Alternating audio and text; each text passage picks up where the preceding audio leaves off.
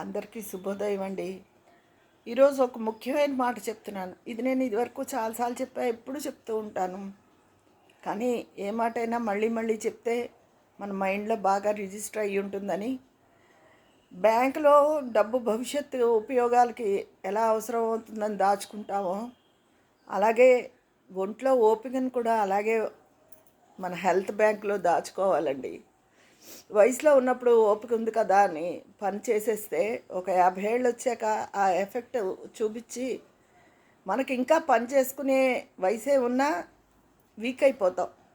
అందుకో బ్యాంకులో డబ్బు ఎంత జాగ్రత్తగా పొదుపు చేసుకుంటామో ఒంట్లో ఓపికను కూడా అలాగే తప్పకుండా అందరూ అలాగే దాచుకోండి. చిన్నవాళ్ళకి చెప్తున్నాను. అలా అని ఇంట్లో వాళ్ళకి ఏం చేసి పెట్టద్దని కాదు, మీది మిక్కిలి పని నెత్తి మీద వేసుకోవద్దు.